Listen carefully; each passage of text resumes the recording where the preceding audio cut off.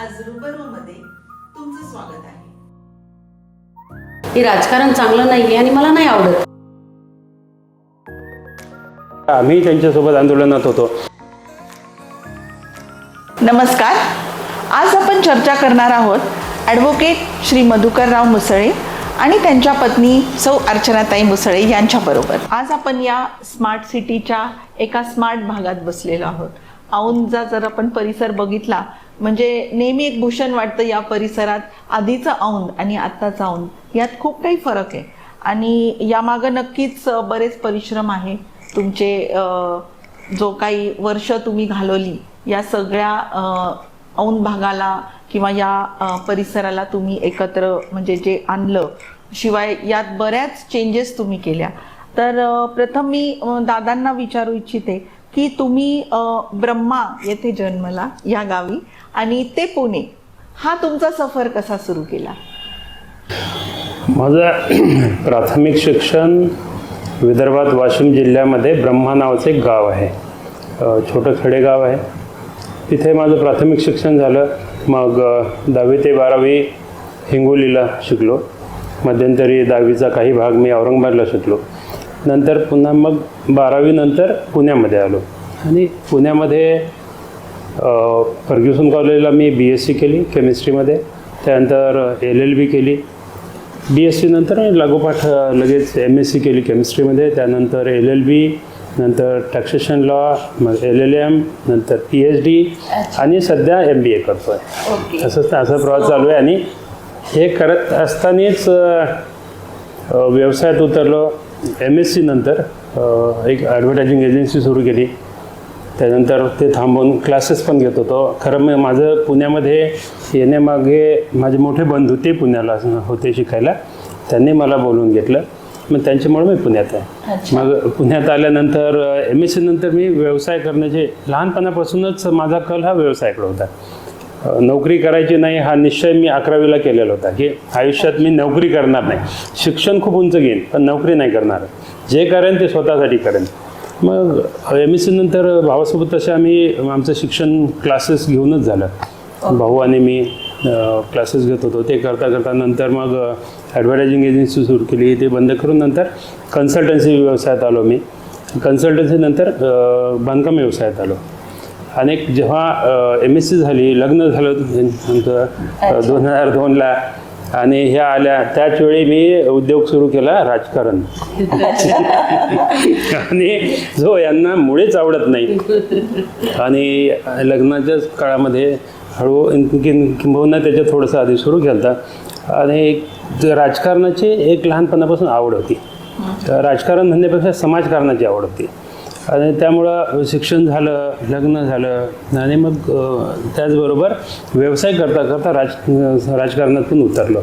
आणि अगदीच म्हणजे तेव्हा स्वर्गीय गोपीनाथ मुंडे साहेबांच्या हातानं भाजपमध्ये मी प्रवेश केला आणि वॉर्डाचा अध्यक्ष इथून कारकीर्द सुरू केली. आणि त्यानंतर पुणे शहराचा सरचिटणीस, उपाध्यक्ष, नंतर विधी सेलचा उपाध्यक्ष राज्याचा आणि आता भारतीय जनता पार्टीचा प्रदेशाचा प्रवक्ता, असं सर्व काम चालू आहे. म्हणजे शिक्षणाचं आपण म्हणतो की पुण्यात येऊन तुम्ही शिक्षणात बऱ्याच डिग्रीज मिळवल्या, तशा राजकारणात देखील अनेक पदं मिळवली आणि तुम्ही वरच्या पदाला आता आहात. तर मला असं केवळ मी नेहमी विचार करते की असे प्रामुख्याने खूप कमी जोडपी आहेत जे दोघं राजकारणात आहेत. आणि मग मी इथे विचारू इच्छिते की अर्चनाताई कशा काय राजकारणात आल्या? खरं तर आत्ताच सरांनी सांगितलं की म्हणजे माझं लग्न झाल्यानंतर त्यांनी राजकारणात प्रवेश केला. आमचे गोपीनाथ मुंडे साहेब जे होते त्यांच्या आशीर्वादाने आम्ही BJPमध्ये प्रवेश केला. आणि तेव्हापासून मी प्रयत्न करत होती की त्यांना राजकारणातून बाहेर कसं काढायचं. पण एक वेळ अशी आली की लेडीज वॉर्ड पडल्यामुळं मला राजकारणात यावं लागलं. आणि मग सोबत आम्ही म्हणून सोबतच काम करतो. खरं तर मी जेव्हा राजकारणात आली ते फक्त त्यांच्यासाठी म्हणून आले. पण नंतर त्यांच्यासोबत काम करताना म्हणजे आनंद वाटतो होता, कारण ते एकदम खरं काम करतात. म्हणजे राजकारणात जे मला आवडत नव्हतं आधी की राजकारण चांगलं नाही आहे आणि मला नाही आवडत, कारण असं असले लोक तुमचं एक गृह असं माझं हे होतं. पण त्यांच्यासोबत काम करत असताना की मला त्यांना सांगावं लागतं की इथे राजकारण करावं लागेल आणि ते खूप स्वच्छ राजकारण करतात. त्यामुळं आत्ता मला राजकारणात त्यांच्यासोबत काम करायला आवडते. अच्छा. आणि तो निर्णय खूप कठीण असेल ना, जेव्हा तुम्हाला एक गृहिणी म्हणून हा निर्णय घ्यायचा होता की मी नगरसेविकेसाठी या पदासाठी उभे राहते, तर त्या निर्णयाला वेळ लागला का सरांनी तुम्हाला कंपेल केलं? खरं तर खूप वेळ लागला. सरांनी मला विनंती केली आणि त्यांना माहीत होतं की मला आवडत नाही, पण मग मी 20 ते 25 दिवस वेळ लावला की मी नाही देणार फोटो, नाही करायचं नाही आम्हाला राजकारण आणि उभं नाही राहायचं, तेव्हा फोटो देण्याचा प्रश्नच नाही. पण मग बऱ्याच त्याच्यावर चर्चा झाल्या आणि नंतर मग त्यांच्यासाठी म्हणून मी आत्ता जसं सांगितलं की ओके म्हणून मी सुरू केलं. पण मला काहीही माहिती नव्हतं की नगरसेविकेचे काय कामं असतात किंवा काय करायला पाहिजे असते किंवा GB असते का, काही माहिती नव्हतं मला. आणि उतरलो त्याच्यानंतर आम्ही प्रचाराचे जे 20-25 दिवस जे काय महिनाभर असते तेही केला. त्याच्यानंतरही मला काही माहिती नव्हतं की काय असते ते, पण म्हणजे कठीण होतं ते माझ्यासाठी. पण नंतर 1 वर्ष गेलं ते शिकण्यात आणि मग आता बऱ्यापैकी मी रुळले याच्यामध्ये. आणि मी तुम्ही एक छोटासा हो. याच्यामध्ये अनुभव, इनफॅक्ट एक इन्सिडेंट म्हणू असं की ॲड करावं असं वाटेल की जेव्हा ह्यांना आम्ही इलेक्शनमध्ये थोडक्यात जबरदस्ती म्हणा, रिक्वेस्ट आणि किंवा जबरदस्ती दोन्ही गोष्टी म्हणता येईल, असं झालं की मला नाईलाज होता, कारण महिला आरक्षण वॉर्ड पडला. आणि मग गेल्या अनेक वर्षापासून मी काम करत असताना जर त्या उभ्या राहिल्या नसत्या तर आम्हाला पुढं राजकीय काम करायला फार अवघड झालं असतं. म्हणून मग त्या आल्या, त्यांना कन्व्हिन्स केलं आणि समूह मग त्या आल्यात. पण ज्या दिवशी निवडणूक झाली, निकालाचा दिवस होता, त्या दिवशी आम्ही सगळेजण, सर्वांचा ऑलमोस्ट BP वर गेलेला असतो आणि निकालाच्या आम्ही हॉलमध्ये सगळं ऐकत होतो रिझल्ट. आणि त्यावेळी नंतर ते खालीवरी चालला होता. तर बहुतेक आमचा थ्रूआउटच आम्ही सलग वरतेच होता, प्लसमध्ये होतो. आणि रिझल्ट लागला त्यावेळी मी ह्यांना फोन केला की अभिनंदन, तुम्ही जिंकून आल्या. आणि सांगायला मला आनंद वाटते किंवा हे बघा विशेष आहे की त्यावेळी त्या किचनमध्ये तूप काढत होत्या. म्हणजे त्यांना याचं काही घेणं देणं नव्हतं. आम्ही एवढ्या फुल टेन्शनमध्ये आणि त्या आपल्या घरामध्ये किचनमध्ये तूप काढणं चालू आहे. एवढी आवड त्यांना होती. संपलेलं आहे आता, माझं काम संपलेलं आहे आणि मी माझ्या रुटीन, म्हणजे आधी मी सरांच्या सोबत बिझनेसमध्ये थोडं मदत करायची आणि माझं घर, असं दोनच माझं हे होतं. आणि मला नंतर मी प्रचार संपल्यानंतर लगेच माझ्या रुटीनला लागली होती, तिथे सोडून पण दिलं होतं कधीच. तर पहिलं तुमचं यशस्वी काय फाउंडेशन होतं, म्हणजे तुम्ही नीव कशाची पहिली घातली? काय झालं, राजकारणात काम करताना मी अनेक सामाजिक कामं आम्ही करत होतो. विशेषतः त्यावेळी महागाई होती. आम्ही जेव्हा काम सुरू केलं त्यावेळी भारतीय जनता पार्टीची कुठेच सत्ता नव्हती. म्हणजे आमचे 2 खासदार होते देशामध्ये, अटलजी आणि अडवाणीजी यांच्या माध्यमातून, आणि त्यावेळी पक्षाचं काम चालू होतं. परंतु काम करत असताना मग आम्ही, सत्ता हा आमच्या डोक्यात कधी विषय नव्हता. फक्त समाजसेवा करायची, सेवा करायची, पार्टीचं काम करायचं आणि त्या माध्यमातून आम्ही काम करत होतो. वेगवेगळे सामाजिक उपक्रम राबवत होतो. त्यावेळी जसं महागाईवर मात करायसाठी आपण आंदोलनं करण्यापेक्षा स्वतः काहीतरी केलं पाहिजे, या दृष्टिकोनातून आम्ही स्वस्तात फळे आणि भाजीपाला उपक्रम सुरू केला होता. आणि मार्केटमधून आम्ही गाडी घेतली, एक त्या गाडीला डिझाईन केलं. मार्केटमधून रोज सकाळी ताजा माल आणायचा आणि आणलेल्या कॉस्टवर फक्त 10% आपले एक्सपेन्सेस ॲड करायचे आणि तो नागरिकांना डायरेक्ट द्यायचा. औंध तसा हा श्रीमंत भाग आहे आणि त्यामुळे मार्केटमध्ये जर एखादी वस्तू 40 रुपये किलोने असेल तर ती औंधमध्ये आलं की ती 150 रुपये किलोवर पोहोचते. आणि त्यामुळं नागरिकांना ह्या महागाईचा खूप फटका बसायचा. मग आम्ही तो उपक्रम केला, खूप पॉप्युलर झाला. त्यानंतर आम्ही रिक्षा, मी दिल्लीत जेव्हा गेलो तेव्हा बघितलं की तिथे बॅटरीवरच्या रिक्षा चालायच्या. मग ते बघितल्यावर इथले जे ज्येष्ठ नागरिक होते त्यांची एक अडचण होती की रिक्षावाले एक लोकल अंतराला घेत नव्हते. बरं, इकडून तिकडून घेतलं तर मग आवाजच्या सवा पैसे मागायचे, त्यामुळं नागरिकांची लूट व्हायची. बरं, एक असं होतं, घेतलं तर घेतलं, जर तयार जरी झाला तर ते कसं आहे की रांगेमध्ये 10 रिक्षा असतील तर पहिला सांगेल मागच्याला विचारा, मागचा सांगेल मागच्या विचारा, असं करून त्याला शेवटपर्यंत जायचं. म्हणजे ग्राहक हा त्याची अवस्था भिकाऱ्यासारखी होती. आणि विशेषतः ज्येष्ठ नागरिक आणि महिला, विद्यार्थी ह्यांना लोकल प्रवासासाठी खूप अडचण होती. तर दिल्लीत जेव्हा ह्या रिक्षा बघितल्या तेव्हा मला वाटलं की अरे आपण त्या विषयावर काहीतरी काम करू शकतो, नागरिकांचा हा प्रश्न निर्माण आपण सोडवू शकतो. मग आम्ही 6 रिक्षा तिथून विकत घेतल्या, दिल्लीवरून मागवल्या आणि तो उपक्रम सुरू केला. 5 रुपयात औंधमध्ये कुठेही बसा, कुठेही उतरा, असा उपक्रम सुरू केला. आणि तो प्रचंड पॉप्युलर झाला, लोकांना खूप आवडला, कारण नागरिकांच्या गरजेचा होता. नंतर आम्ही इव्हेंच्युअली इनफॅक्ट जेव्हा ह्या मेसेज जेव्हा प्रचारात जात होत्या किंवा मी जात होतो तेव्हा लोक नंतर असं झालं कोण रिक्षावाली मुसळे असं ते एक झालं होतं, असं लोकांच्या तोंडी नाव झालं होतं ते. आणि नंतर इव्हेंच्युअली आम्ही नंतर तो उपक्रम बदलून, कारण त्या चायना रिक्षा होत्या मग त्या बंद पडल्या बऱ्याचशा, त्यावर आम्ही मग नंतर आता बजाजच्या क्विट नावाचं एक मॉडेल आहे जे टाटा नॅनोपेक्षा थोडे छोटे आहे, त्या गाड्या घेतल्या 5 गाड्या.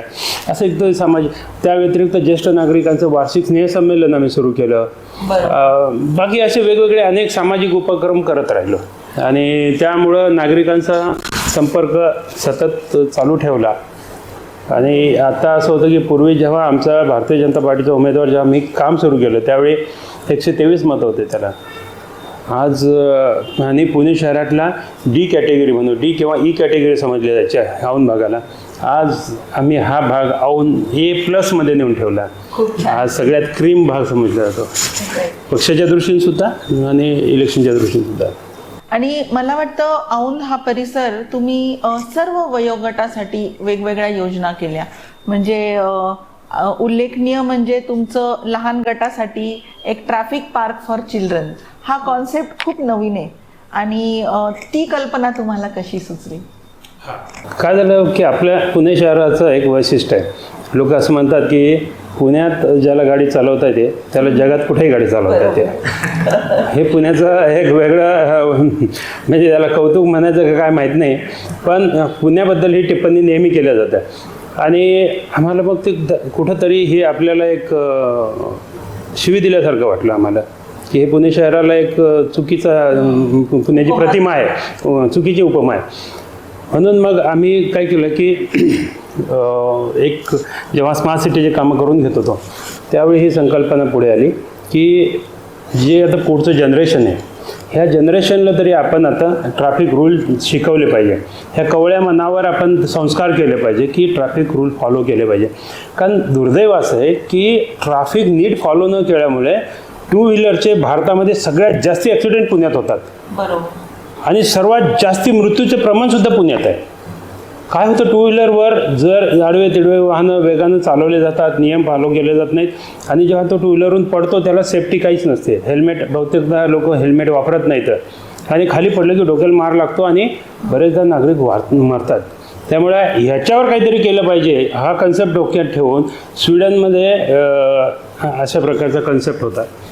आमची एक टीम गेली होती महापालिकेची तिथे आणि जेव्हा आम्ही अधिकाऱ्यांशी चर्चा केली मग हा कन्सेप्ट आम्ही ठरवलं की अरे आपण असं करू काहीतरी. मग शाळेमध्ये जेवढे मुलं शिकतात त्यांच्यासाठी असा एक वेगळा उपक्रम म्हणून महाराष्ट्रातलं पहिलं चिल्ड्रन ट्रॅफिक पार्क आम्ही औंधमध्ये डेव्हलप करायला ठरवलं. त्याला अनेक अडचणी होत्या, जागा मिळत नव्हती म्हणून 3 वर्ष तो प्रोजेक्ट रखडला होता, फंड नव्हते. तर ते जागा ताब्यात घेण्यासाठी मी स्वतः तिथे पुढाकार घेतला, त्या नागरिकांच्या घरी गेलो, त्यांचं कन्व्हिन्स केलं समोर बसून आणि जागा ताब्यात घेतल्या आणि त्यानंतर हा ट्रॅफिक पार्क उभा केला. गंमत अशी आहे की हा ट्रॅफिक पार्कचं सगळं उभारणी झाल्यावर आज पुणे शहरात आम्ही पुणे महापालिकेच्या 2 बसेस घेतल्या PMPLकडनं आणि त्या 2 बसेसमधून पुणे शहरात जेवढ्या शाळा येतात त्या शाळेतल्या मुलांना तिथं आणल्या जातं. त्यांना तिथे आम्ही सायकली दिलेल्या आहेत, जवळपास 30-40 सायकली येतात. मुलांनी त्या सायकली घ्यायच्या आणि तो पूर्ण ट्रॅक आहे, रस्त्यावर जेवढे काही सिम्बॉल्स असतात, सायन्स असतात ट्रॅफिकचे सगळे ते तिथे आहेत. सगळे चौक वगैरे सगळं अगदी आय कार्डपासून तर सर्व काही ते तिथे त्यांना दाखवलं जातं आणि तिथं त्यांना ड्राईव्ह केलं जातं. ड्राईव्ह करून सगळं तिथं अनाऊन्समेंट सिस्टीम आहे, त्याच्यातून त्यांना सगळे नियम सांगितले जातात. असे कंप्लीट ट्रेनिंग दिलं जातं आणि ऑलमोस्ट आता प्रत्येक शाळेचे दरवर्षी तिथं नवीन मुलं जे येतात त्या सर्वांना तिथं आणून ट्रेनिंग दिल्या जाते. याच्या पाठीमागचा उद्देश असा आहे की ही जी मुलं आज 5वीत आहेत 8वीत आहेत हे पुढच्या 5-10 वर्षामध्ये सगळे रस्त्यावर वाहनं घेऊन येणार आहेत आणि ही जेव्हा वाहनं घेऊन येतील तेव्हा हे नियम पाळणारी एक पिढी आपल्या रस्त्यावर आलेली असेल आणि वाहतूक पुण्याचा जो प्रचार केला जातो तो ज्याला दुष्प्रचार पण म्हणू असा होतो, कारण परिस्थिती तशी आहे. तर ते मोडून काढण्यासाठी म्हणून हा कन्सेप्ट आणला. औंध हे ITI कॉलेजसाठी फेमस होतं, औंध एरिया आधीपासून. आणि आजचं जे ITI कॉलेज आहे त्याच्या बाहेर सूर्यनमस्कारच्या काही स्टॅच्यूज आहेत आणि तो परिसर इतका सुशोभित झाला या स्टॅच्यूजनी. खरंच एक वेगळं त्याला एक म्हणजे आपण म्हणतो ना एक स्टेटस आलं त्या रोडला. तर या रोडची कल्पना किंवा सूर्यनमस्कार याच्या स्टॅच्यूज कशा काय म्हणजे नाही, यांना योगाची खूप आवड आहे. अच्छा. हां, आणि मी त्यांनी जबरदस्ती केल्यामुळे मला आवड आहे. तर आणि त्यांची ती संकल्पना यांचीच आहे. ॲक्च्युली ते योगाचे स्टॅच्यू लावण्यामागे हा उद्देश होता की आपले पंतप्रधान जे आदरणीय पंतप्रधान नरेंद्र मोदी साहेब यांनी 21 जून हा आंतरराष्ट्रीय योग दिवस म्हणून साजरा करायचं ठरवलं आणि नंतर आम्ही पण असं ठरवलं की जर अशा रस्त्यावर असे सूर्यनमस्काराचे स्टॅच्यू जर असेल तर लोकांना योगा करण्यात इंटरेस्ट येईल की अरे हां सूर्यनमस्काराचा हे असं असतो, हे आसन असं असतं. आणि म्हणून आम्ही ते म्हणजे 21 जूनलाच आम्ही त्याचं उद्घाटन केलं बापट साहेबांच्या हाताने आणि आता लोक त्याचा बऱ्यापैकी तिथे जाऊन मॅट टाकून ते योगा करतात तिथे त्याच पद्धतीने असं. त्यामुळे तो जो स्ट्रीट आहे तो म्हणजे आपण म्हणतो एक योगासाठी डेडिकेटेड आहे की ही कल्पना किंवा हे नवीन पिढीनी हे आचरणात आणावं यासाठी. आणि अजून एक मी पाहिलं की ओपन जिम म्हणजे तुम्ही रस्त्याच्या कडेला सुद्धा जिमचे साहित्य ठेवले आहे. ही कल्पना सुद्धा खूप वेगळी आहे. मला वाटतं पुण्यात फार कमी भागात किंवा औंधमध्येच ही कल्पना सुरू झाली. तर हा पण एक उपक्रम कसा काय मनात आला? काय झालं, आम्ही जेव्हा स्मार्ट सिटीचे अनेक कामं करत होतो तेव्हा आम्ही वेगवेगळ्या फ्रंटवर काम करत होतो की नुसतं रस्ते डेव्हलप करणं की इन्फ्रास्ट्रक्चर डेव्हलप करणं हेच नाही, तर मग आपण योग प्रचार प्रसार केला पाहिजे, व्यायामासाठी काम केलं पाहिजे, शिक्षण क्षेत्रावर काम केलं पाहिजे, क्रीडा क्षेत्रावर काम केलं पाहिजे, सांस्कृतिक क्षेत्रावर काम केलं पाहिजे. असे अनेक पैलू तयार केले. याच्या सगळ्या ट्रॅकवर काम करत होतो, वेगवेगळ्या ट्रॅकवर काम करत होतो. मग तेव्हा आम्ही हा विचार केला की ज्येष्ठ नागरिक किंवा अनेक नागरिक हे सकाळी लवकर उठतात, चालायला जातात, मग ह्यांच्यासाठी आपण काहीतरी वेगळं करावं. त्यावेळी मग आम्ही संकल्पना अशी केली की प्रत्येकांना जिममध्ये जाणं शक्य नाही. मग आपण जे नागरिकांच्या गरजेचे जे महत्त्वाचे जे काही उपकरण आहेत व्यायामाचे ते आपण रस्त्यावर देऊ, अशा ठिकाणी देऊ की जिथे ते येऊन आनंदात व्यायाम करतील. आणि मग त्या संकल्पनेतून आमच्या नगरसेविकेच्या निधीमधून आम्ही निधी दिला आणि ही उपकरणं खरेदी केली. आणि नुसतं खरेदी केली नाही तर मग आमच्या स्मार्ट सिटीचे जे अर्बन डिझायनर होते त्यांना बोलवून घेतलं, त्यांना ह्या सगळ्या उपकरणाचे डिटेल्स दिले आणि त्याचं एक प्लॅनिंग करून घेतलं की ही सगळी उपकरणं अशा अंतरावर ठेवायची की जी रस्त्यावर लागली पाहिजे, पण रस्त्यातून नागरिकांना जाताना अडचण पण होता कामा नये आणि त्यांची ती सोय पण झाली पाहिजे. मग असं पूर्ण त्याचं डिझाईन केलं आणि तिथं सगळ्या त्यानुसार त्याची रचना करून ते इन्स्टॉल करून घेतलं. मला सांगायला आनंद वाटतो की आता त्या ओपन जिमचा वापर सकाळी 4 वाजतापासून ते रात्री 2 वाजेपर्यंत नागरिक करतात. अगदी म्हणजे काही जण म्हणजे रेग्युलर व्यायाम करतात, काही जण त्याच्यावर बसतात आणि आपलं खेळतात, तर ते खेळण्यामधून पण व्यायाम होतो. काही जण आपले असंच बसून आपलं ते गोल व्हील फिरवत असतात. पण ह्याच्यामधून सगळ्यात मोठा उद्देश साध्य होतं की त्याच्यामध्ये नागरिकांना खूप आवडीचा उपक्रम झाला. म्हणजे मला तुम्हाला सांगायला एक इन्सिडेंट की त्या ओपन जिमच्या ITI रोडचा जो ओपन जिम आहे त्याच्या शेजारी माझ्या प्राध्यापिका ज्या मला पुणे विद्यापीठात शिकवत होत्या MSCला त्यांचं घर आहे.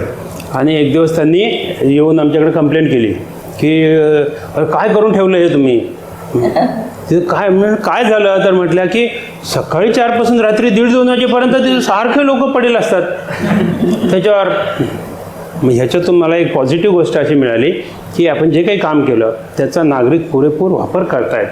म्हणजे आपण जे केलं ते खरोखर योग्य केलं याचं समाधान मिळालं. उल्लेखनीय म्हणजे मी असं ऐकलं की ITIच्या थोडं पुढं गेलं की तुम्ही अगदी लेडीजसाठी सर्व म्हणजे गरजू असलेल्या गोष्टी पुरवलेलं एक वॉशरूम सुद्धा तयार केलं. आणि खरंच म्हणजे ही कल्पना आहे ना, आपण फक्त फॉरेन कंट्रीजमध्ये बघतो की सगळीकडे स्ट्रीटवर सुद्धा आपल्या आहे त्या उपयोजना म्हणजे वुमेनसाठी खास करून केलेल्या, आणि महिलांसाठी केलेलं हे वॉशरूम म्हणजे खरंच एक खूप उल्लेखनीय गोष्ट आहे की तुम्ही त्यांचा सुद्धा विचार केला. कारण अनेक वेळा आम्ही बघतो की महिला म्हणून आपण जेव्हा कुठे ऑफिसेसला गेलो किंवा रोड साईड आपण गेलो तर एक सोय नसते आपल्याला. तर अशी तुमच्या मनात कल्पना का आली अशी? आता जर तुम्ही बघितलं तर आपल्या भागात असो का कुठे पुणे शहरात पूर्ण जे सार्वजनिक शौचालय असतात ते खूप घाण असतात. म्हणजे कधी तिथं पाण्याची व्यवस्था नसते. हे सगळं आम्ही बघितलं, म्हणजे निवडून आल्यानंतर बऱ्यापैकी बघितलं आमच्या इथले जे शौचालय आहेत जुने ते सगळे. आणि मग नंतर लक्षात आलं की महिला जायचं असेल तरी जात नाहीत, कारण ते घाण वाटते त्यांना आणि महिलांना स्वच्छ लागते. आणि म्हणून आम्ही डोक्यात ठरवलं होतं की असं एक सुंदर स्वच्छ आम्ही टॉयलेट बनवू. म्हणजे एक जे याच्यामध्ये असते मॉलमध्ये जे असते ना तसं, आणि तशा पद्धतीचं काम आम्ही सुरू केलं. मग तिथे ते बांधून आम्ही आजूबाजूला पण तिथे झाडं वगैरे ठेवून असं सुंदर असं बनवलेलं आहे.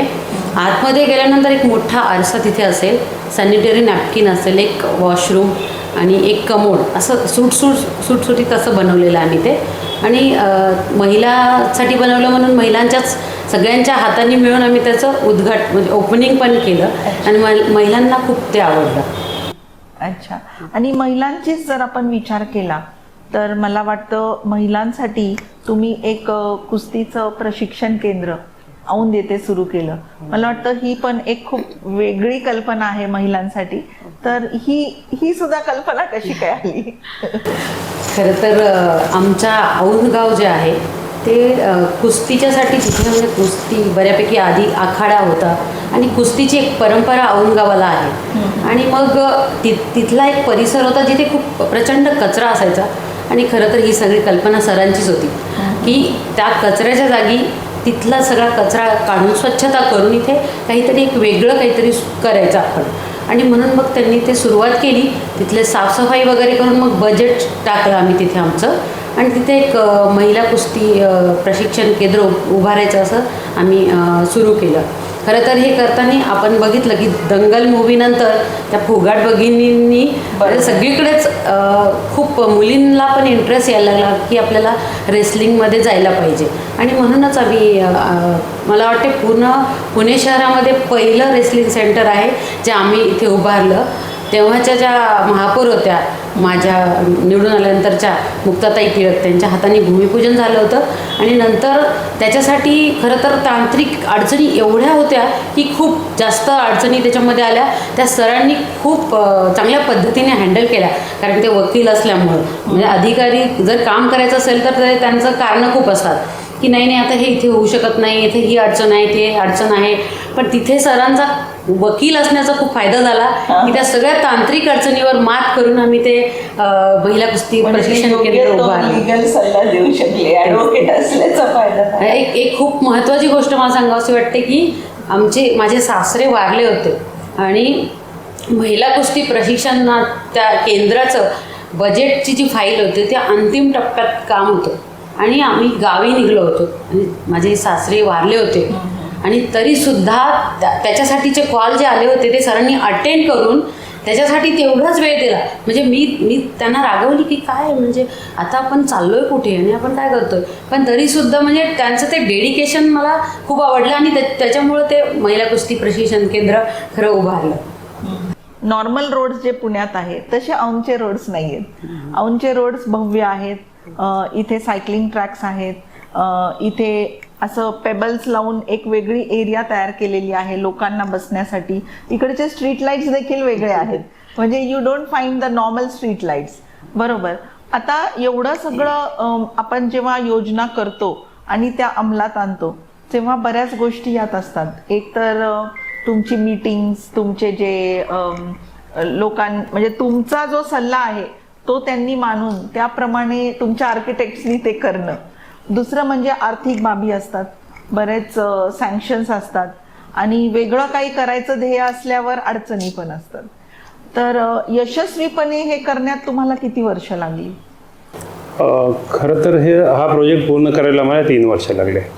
आता काय झालं, इलेक्शन नंतर आम्ही एक टार्गेट ठेवलं की औंध भाग आणि भारतातलं उत्कृष्ट उपनगर करू.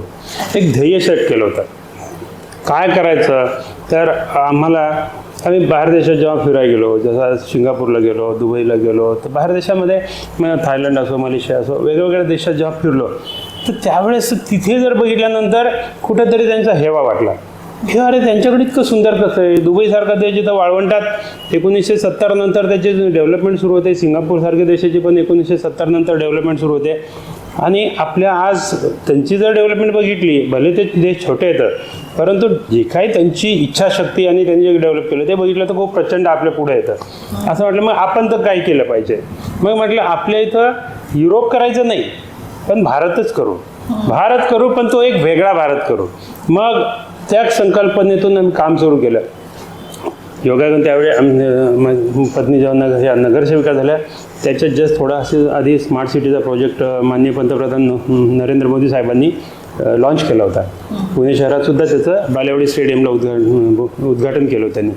आणि त्यानंतर मग जेव्हा आमच्याकडे सत्ता आली त्यावेळेस आम्ही ठरवलं की आपण आपल्या नागरिकांच्या गरजेनुसार डेव्हलप करू. अगोदर जे काही डिझाईन केलं होतं आम्ही ते नंतर बदलून टाकलं.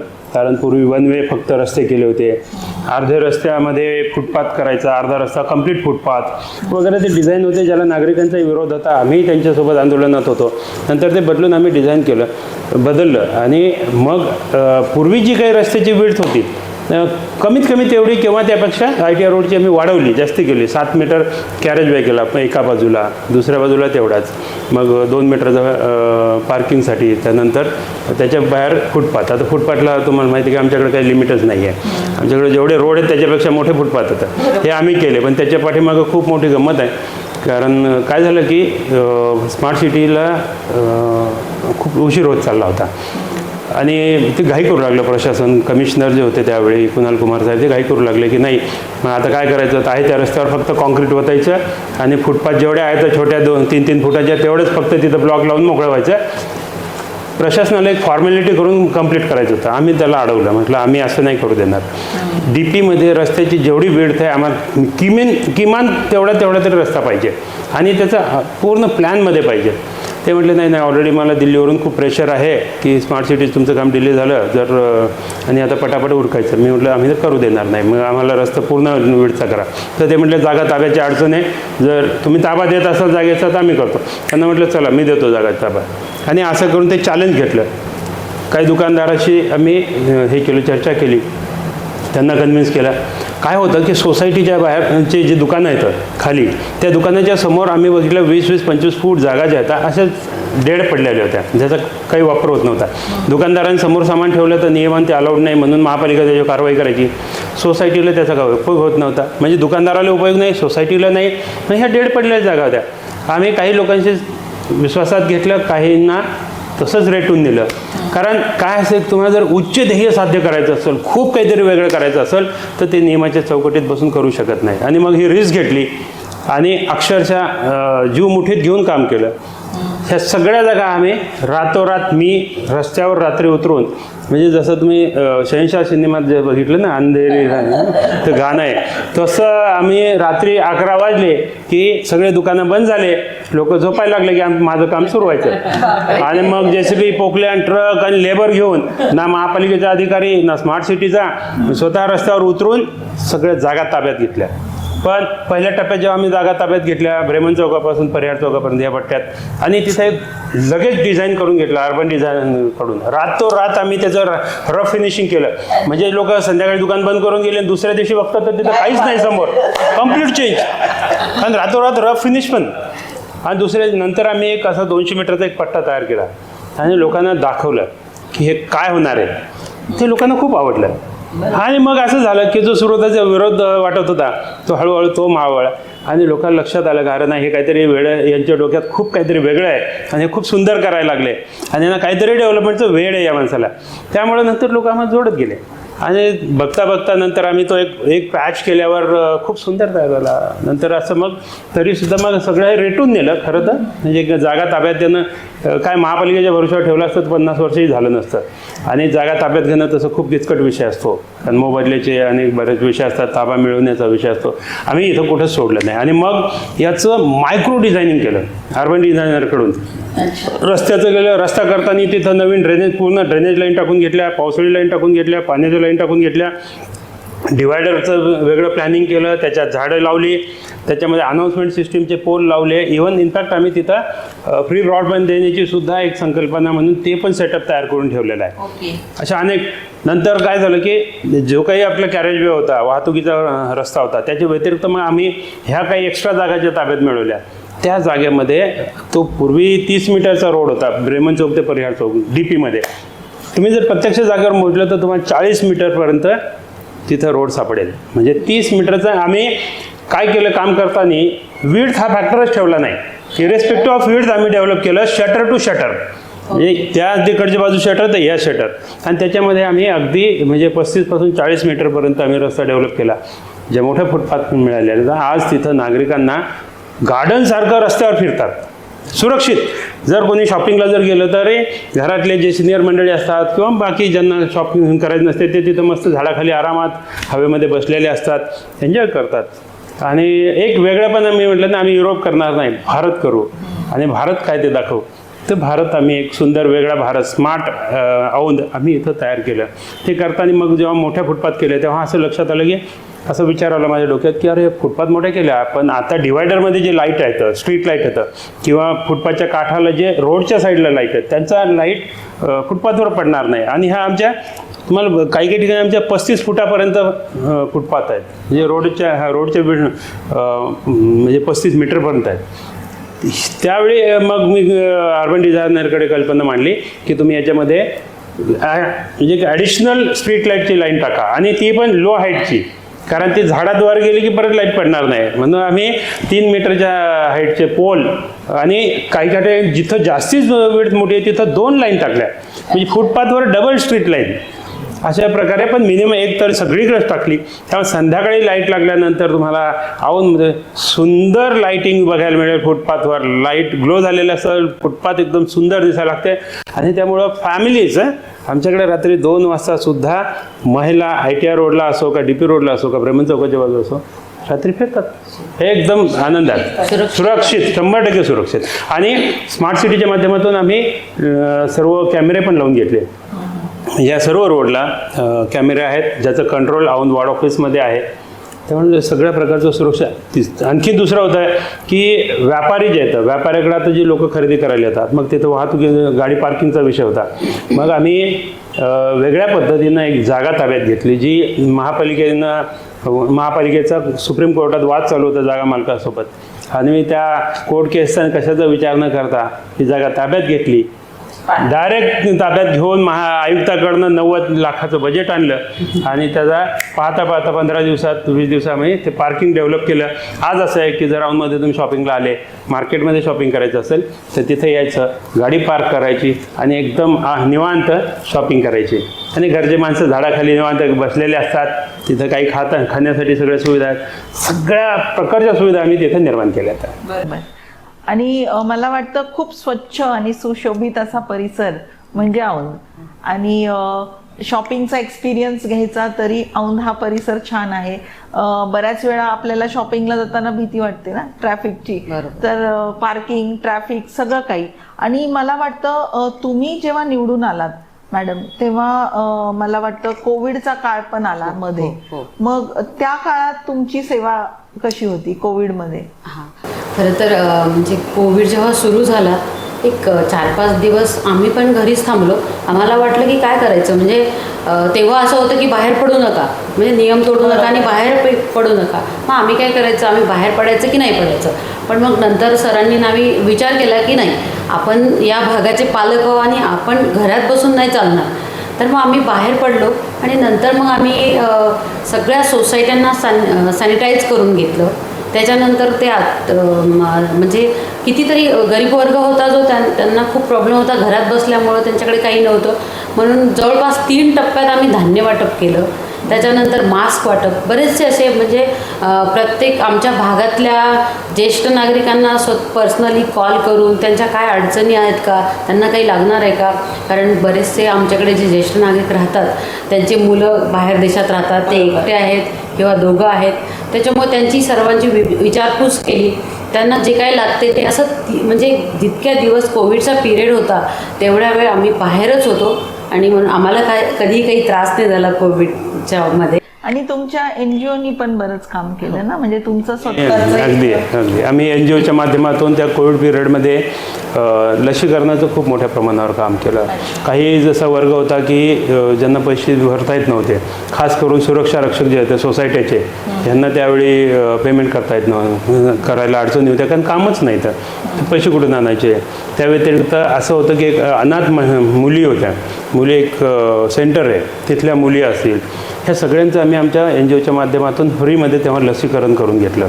लोक घाबरलेले होते, लसीकरण एक तर लस कमी उपलब्ध असायची आणि सगळ्यांना लस पाहिजे होती, त्यामुळे आम्ही सकाळी 6 पासून तर रात्री 2 वाजेपर्यंत त्या काळात काम करत होतो, अहोरात्र काम करत होतो. लोक कोविड झाला सुरुवातीच्या टप्प्यामध्ये तर अक्षरशः असे घाबरायचे की म्हणजे कोणाला अशी घाबरून सांगायचे की एखादा माणूस एड्स झाला आहे असं तरी सहज सांगेल, पण कोविड झाला आहे कोणी सांगत नव्हतं, कारण परिस्थिती अशी इतकी खराब होती की इतकी भयानक परिस्थिती होती की कॅन्सरसारख्या आजाराची लोकांना भीती वाटत नाही, पण कोविडची इतकी भयानक भीती होती. म्हणजे एखादा जर आम्हाला आज फोन यायचा आणि लोक म्हणायचे साहेब सांगू का सांगू का सांगू का, आणि अक्षरशः म्हणजे सांगायला घाबरायचे की आमच्या बिल्डिंगमध्ये एकाला कोविड झाला म्हणून. आणि नंतर मग ते सोसायटीतले जेवढे सभासद असायचे ते सगळे एक एक करून फोनवर बोलायचे, सगळे घाबरलेले असायचे. त्यावेळी आम्ही सगळ्यांना दिलासा दिला, त्यांना त्या माणसांना तिथून पिक करायचं, महापालिकेची टीम आणायचं, त्या लोकांना ते पिक करायचं, त्यांना जाऊन तिथं सगळे त्यांच्या टेस्ट करायच्या आणि उपचाराला दाखल करायचं. त्यावेळी बेड मिळत नव्हते, आम्ही लोकांना बेड उपलब्ध करून दिलं. त्यानंतर इंजेक्शन सुद्धा मिळत नव्हतं त्यावेळी, ते सुद्धा आम्ही उपलब्ध करून दिले. म्हणजे एक वेळ अशी आली की आम्ही दिल्लीला आपल्या देशाचे केंद्रीय आरोग्यमंत्री त्यांच्या सदानंद गौडाजी त्यांच्याशी बोलून त्यांच्याकडनं सुद्धा आम्ही त्यावेळेचे इंजेक्शन उपलब्ध करून घेतले होते. अशा अनेक प्रकारे खास करून आमच्या NGOच्या माध्यमातून आम्ही नागरिकांनाही आवाहन केलं होतं आणि आम्ही स्वतः मिळून जवळपास 15 लाख रुपयाचं धान्य वाटप त्यावेळी गोरगरिबांना केलं. कारण 3 महिने लोक घरामध्ये बसून होते, कामधंदा नाही, खास करून ज्यांचं हातावर पोट आहे अशा नागरिकांचा खूप मोठा गंभीर प्रश्न निर्माण झाला होता. त्यामुळं म्हणजे मला एक छोटंसं असं उदाहरण सांगतो आहे की आपण कधी कल्पना करत नाही की समाजामध्ये अशी स्थिती येऊ शकेल. एक ब्राह्मण महाराज होते, ते महाराज जे रोज त्यांचा उदरनिर्वाह पूजापाठ करून चालायचा, तर ह्या 3 महिन्यात एकही पूजा नाही, म्हणून त्यांचा एक दिवस फोन आला की साहेब गेल्या 3 महिने झाले मी घरात बसून आहे, माझी एकही मला पूजापाठ नाही झाला आणि कोणी बोलवत नव्हतं. हां, त्यामुळे आता माझ्या घरामध्ये मुठभर सुद्धा धान्य नाही आहे, माझी खाण्याची सोय नाही आहे. कल्पना नाही करू शकत कोणी की असंही होऊ शकते. म्हणून मी ताबडतोब त्यांना बोलवून घेतलं, म्हटलं या आणि आमच्या ऑफिसमध्ये पूर्ण धान्याचे पोते भरेल पडेल होते, कारण त्यावेळेस आम्ही सगळं धान्य नागरिकांना वाटत होतो. त्यांना बोलवून घेतलं, त्यांना पुढचे 3-4 महिने धान्य पुरेल एवढं त्यांना आम्ही सर्व धान्य देऊन टाकलं. मग गहू, तांदूळ, तेल, साखर अशा सगळ्या वस्तू होत्या, मसाल्याचे पॅकेट्स, असं सगळं काही होतं ते आम्ही त्यांना दिलं. काळ म्हणजे कठीण होता, पण त्यात सुद्धा तुम्ही तुमच्या घरच्यासारखं सगळ्यांची काळजी घेतली. आणि मला वाटतं की जी स्वच्छता मोहीम तुम्ही राबवताय, अजूनही मी तुमचे बरेच फोटोज बघते किंवा सरांना तुम्हाला देखील मी बघते की त्या स्वच्छता मोहीममध्ये स्वतः तुम्ही असता. मग ही मोहीम तुम्ही पार पाडत असताना स्वतः सुद्धा तुम्ही का ही स्वच्छता मोहीम म्हणजे तुमच्या मनात का आलं की आपण ही स्वच्छता मोहीम करावी? आपण आपल्या घरी जसं एक 4-5 महिने झाले की आपल्याला वाटते नाही आता आपल्या घराला बघितलं पाहिजे आणि थोडं स्वच्छ केलं पाहिजे आतून गेलं, तशा पद्धतीने आमचा भाग म्हणजे आमचं घर असल्यासारखं आम्ही मांडतो. आणि मग काही वेळा आम्ही नागरिक आणि आमचं प्रशासन सोबत घेऊन आम्ही बऱ्याच वेळदा आम्ही स्वच्छता मोहीम घेत असतो. मग अशी अशी साधी साधी नाही, म्हणजे असं झाडू मारलं आणि झालं असं नाही, तर आतून स्वच्छ झालं पाहिजे आपला भाग. खरं तर एवढी मोठी फुटपाथ आणि ते बनवल्यामुळं आता घाण अशी कुठे राहतच नाही आमच्या भागामध्ये. पण जी काही राहील ती पण आम्ही काढून टाकतो. जे ओटे बनवले त्या ओट्याच्या आतमध्ये जर काही कचरा साचला, कोणी खाऊन काही टाकलं, तर ते पण आम्ही स्वच्छ करून घेतो. म्हणजे एक 2-3 महिने झाले की आम्ही एक स्वच्छता मोहीम नक्कीच घेत असतो. त्यामुळे मला वाटतं आपण जे औंधचं सुशोभीकरण आपण म्हणू शकतो, हे करण्यामागं मोहीम सुरू होते ती स्वच्छतेपासून, की स्वच्छता ही बेसिक आहे. त्यानंतर तुम्ही त्याला सुशोभित केलं, ग्रीनरी आहे औंधमध्ये, आणि विचार केला तर इथं आरोग्यासाठी मला वाटतं तुमचं कुटीर रुग्णालय हे सुद्धा तुम्ही सुसज्ज केलं, आणि त्यात बऱ्याच योजनांअंतर्गत तुम्ही रुग्णांची देखील म्हणजे चांगली सोय व्हावी यासाठी देखील तुम्ही एक पाऊल उचललं. म्हणजे तसं बघितलं तर Aundh is a well develop place, म्हणजे सगळ्या तऱ्हेने, अगदी म्हणजे तुम्ही म्हणाल की लहान मुलं, स्त्रिया, वृद्ध लोकांसाठी आणि अनेक लोकांसाठी तुम्ही हे केलं. तर तुमचे फ्युचर प्लॅन्स काय आहेत आता औंधबद्दल, किंवा औंध हे आदर्श ठेवून आपण पुणे हे स्मार्ट सिटी बनवण्यात सुद्धा तुमचं खूप मोठं विजन असेल? स्वच्छतेचा जो विषय आपण घेतला होता, तर त्याच्यामध्ये आमचा हा प्रयत्न होता की पूर्वी ह्या नगरसेविका होण्याच्या अगोदर औंधमध्ये ठिकठिकाणी रस्त्यावर कचऱ्याचे ढीग लागायचे, ज्याला कचरा डेपो म्हणू अशा प्रकारची स्थिती होती. म्हणजे आमच्या इथं जो पेट्रोल पंप आहे त्याच्या तिथे आहे, किंवा आंबेडकर वसाहतीच्या पाठीमागा, किंवा इंदिरा शाळेचं ग्राउंड तिथे होतं, महादेवाचं मंदिर मलिंग चौकाच्या तिथे आहे, तिथेसुद्धा त्या डॉक्टर आंबेडकर कॉलेजच्या पाठीमागं आहे, राजीव गांधी पुलाच्या असं वेगवेगळ्या ठिकाणी कचऱ्याचे डेपो तयार करून ठेवले होते. आम्ही विचार केला की आम्हाला औंध जसं म्हटलं की वेगवेगळ्या फ्रंटवर काम करत होतं, त्यावेळेस हा स्वच्छता एक आमचा फ्रंट होता. त्या फ्रंटवर काम करताना आम्ही पटापट काम सुरू केलं, आणि पाहता मी रोज सकाळी 6 वाजता काडी हातात घेऊन सकाळी त्या डेपोच्या तिथं उभं राहायचो, दांडूक घेऊन की आलेल्याच आहे. आणि मग महापालिकेचे अधिकारी, आम्ही स्वतः तिथं स्वतःच्या खर्चातून कॅमेरे लावले. नंतर त्याचं आम्ही ॲनालिसिस केलं की लोक कचरा कुठल्या वेळात टाकतात आणि कोण टाकतं आणि हे कुठून येतात कचरा आणि काय येतात. तर त्यांच्याकडे जर कचरा उचलण्याची व्यवस्था नसेल तर नॅचरली माणूस जाऊन कुठंतरी कचरा टाकणारच, कारण रोज कचरा किती दिवस घरात ठेवणार माणूस ना. त्यामुळे मग आम्ही असं विचार केला की नाही, यांचा कचरा उचलायला त्यांच्या घरापर्यंत पोहोचायचं. त्यामुळे ती लोक आयडेंटिफाय केली की ही कोण टाकणार आहेत, कधी टाकणार आहेत, आणि मग त्यांना दंड करायच्याऐवजी त्यांचे तिथं नियोजन केलं. त्यांच्याकडं स्वच्छचे जे कलेक्शन एजन्सी आहे त्यांच्या माध्यमातून त्यांच्याकडे कलेक्शन सुरू केलं. पाहता आम्ही सगळे कचरा डेपो गायब करून टाकले, आणि आज मला आनंद वाटते की आम्ही हे सर्व कचरा डेपो गायब केले. आणि औंध जे काही आम्ही स्मार्ट सिटी म्हणून जे काही डेव्हलप केलं, तर ते करताना आम्ही मेंटेनन्स फ्री केलं. डेव्हलप करताना तुम्ही बघा औंधच्या फुटपाथवर तुम्ही कुठेही फिरा, मला मेंटेनन्स फ्री आहे डेव्हलपमेंट. त्यामुळे आणि वेळोवेळी आम्ही त्याच्यावर लक्ष देतो की स्वच्छतेच्या बाबतीत. त्यावेळी एक स्वच्छता आम्ही हा फॅक्टर खूप प्रकर्षानं त्याच्यावर काळजी घेतली. आमचे नागरिक खूप चांगले आहेत औंधमधले. जेव्हा केव्हा आम्ही आव्हान करतो तर ते सुद्धा रस्त्यावर येतात. म्हणजे कुठलंही सामाजिक काम असलं, खरं तर बघा असं आपल्याला बघायला मिळते की जो सुशिक्षित वर्ग आहे हा कधी रस्त्यावर आंदोलन करायला येत नाही किंवा पुढाकार फार घेत नाही. आपण आजच्या व्हॉट्सअपच्या जगामध्ये आपण बघतो की व्हॉट्सअपवर ट्यूट्यू करणारे अनेक जण भेटतात, पण तेच लोक खाली काम करायला येतात का? नाही. पण औंधमध्ये उदाहरण उलटं आहे.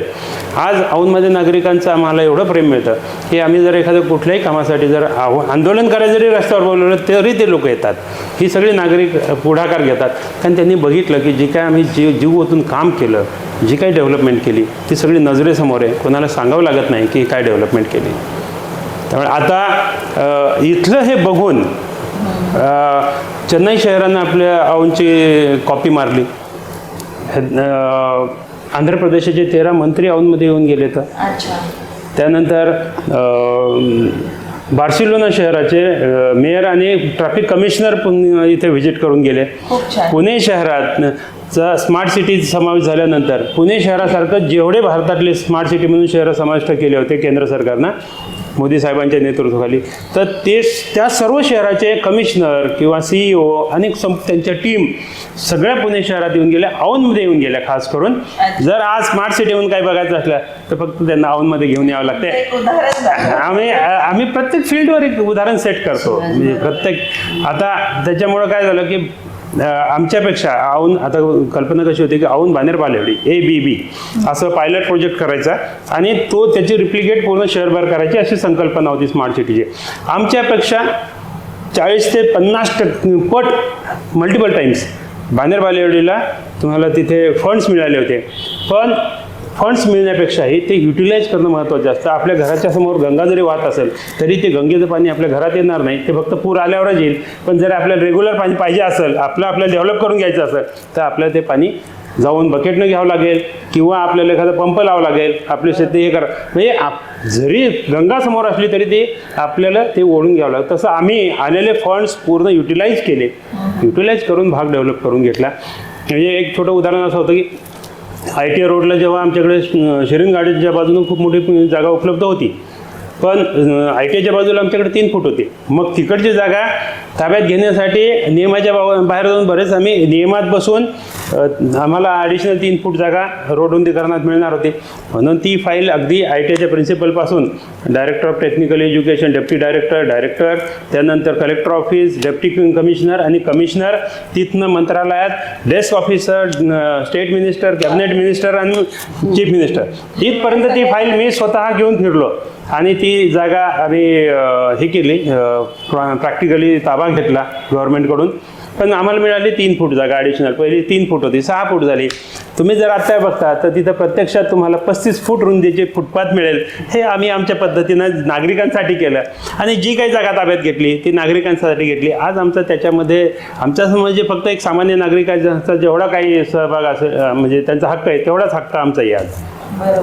पण जे केलं ते जीव ओतून केलं आणि सर्व नागरिकांसाठी केलं. म्हणजे याच्यात उदात्त हेतू हा होता की आम्हाला औंध स्मार्ट करायचं होतं, भारतामधले उत्कृष्ट उपनगर करायचं. कोविडमधले 2 वर्ष आमचे वाया गेले, परंतु तरीसुद्धा आम्ही हा प्रयत्न केला की 3 वर्षामध्ये आम्ही औंध 70 ते 80% स्मार्ट करून टाकलं.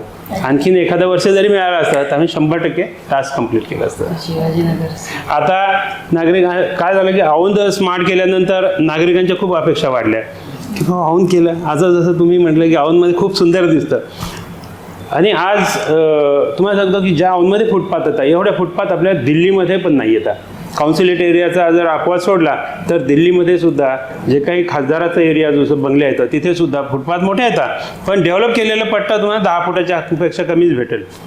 आपल्या इथं ज्या फुटपाथ येतात हे अगदी 30, 35, 40, 50, 60 फुटापर्यंत फुटपाथ येतात. त्यामुळे एक वेगळेपण आम्ही निर्माण केलं. त्यामुळे नागरिकांच्या आमच्याकडं बद्दल खूप अपेक्षा नागरिकांच्या आमच्याकडून वाढल्या. आता नागरिक म्हणतात की तुम्ही औंध केलं, आमचं शिवाजीनगर पण करून दाखवा. तुमच्याकडे डिमांड आली. आणि मला वाटतं एका US मॅगझिनच्या मुखपृष्ठावर औंधच्या या परिसराचा फोटो आहे. अगदी आमच्यासाठी खूप अभिमानाची आणि औंधसाठी खूप आनंदाची गोष्ट आहे की जो फुटपाथ आपण जे म्हटलं ना शटर टू शटर डेव्हलपमेंट केली आणि तिथं जी फुटपाथ सुंदर आम्ही तयार केली ती न्यूयॉर्कमधून एक ITDP नावाचं एक जर्नल प्रसिद्ध होते जगभर, की जगभरात उत्कृष्ट काही काय सिव्हिल याच्यामध्ये किंवा इन्फ्रास्ट्रक्चर डेव्हलपमेंटमध्ये काय काय आहेत त्याच्याबद्दल ते जर्नलमध्ये प्रसिद्ध होतं असेल. त्या जर्नलच्या कव्हर पेजवर आमचा औंधचा फुटपाथ गेला. त्याचा आम्हाला खूप आनंद आणि अभिमान वाटतं. न्यूयॉर्कपर्यंत नेऊन पोहोचलं म्हणजे त्या जर्नल त्या माध्यमातून जगभरात गेलं. एक आणि सत्ता मिळाल्यानंतर जर इच्छाशक्ती असेल आणि सत्तेचा जर पूर्ण वापर केला तर काय करू शकतो याचं उत्कृष्ट उदाहरण आम्ही निर्माण केलं. त्यामुळे सत्ता आपण जसं म्हणतो की सत्तेचा उपयोग जो आहे तो नागरिकांच्या भल्यासाठी, त्यांच्या विकासासाठी, डेव्हलपमेंटसाठी आपण करायचा असतो. ते आम्ही खरोखर करून दाखवलं आणि सिद्ध केलं की बघा सत्ता जर आपण उपयोग पुरेपूर जर केला तर आपण काय करू शकतो. खूप छान. आणि म्हणजे आपली मला वाटतं तुम्ही केलेल्या ज्या उपाययोजना आहेत, जे काही तुम्ही डेव्हलपमेंट्स केले, आपली चर्चा खूप छोटी आहे. अर्थात तुमचे डेव्हलपमेंट्स खूप मोठे आहेत आणि असंच तुम्ही पुढे कार्यरत राहा. तुमचं कार्य करत असताना तुम्ही अनेक योजना अजून तुमच्या मनात असतील तर मी परमेश्वर चरणी हीच प्रार्थना करेल की नेहमी तुम्हाला अशा योजना कार्यरत करण्यासाठी आणि त्या साक्षात आणण्यासाठी मे ही गाईड यू. आणि दुसरं म्हणजे तुमच्या ज्या राजकारणातील पुढची तुमची योजना आहे, कारकीर्द आहे, ती अगदी छान हो आणि लोकांच्या तुम्ही जर हितासाठी करत आहात तर नक्कीच यश तुमच्या चरणी असेल. आणि ही म्हणजे एक खूप छान आपली एक भेट झाली. आणि या औंध मागं असलेलं जे छायाचित्र आहे ते नुसतं मॅडम आणि सर आहेत, म्हणजे तुम्ही दोघं आहात, त्याबद्दल मी तुम्हाला परत तुमचं कौतुक करू इच्छिते. आणि इथून पुढची तुमची वाटचाल यशस्वी हो हेच अभिष्ट मी चिंतिते. थँक्यू. आपल्या आजच्या या मालिकेत सामाजिक बांधिलकी पार पाडून आपल्याला सर्वांना प्रेरणा देण्याचे काम श्री मधुकर मुसळे व सौ अर्चनाताई मुसळे यांनी केले आहे. पुन्हा भेटूया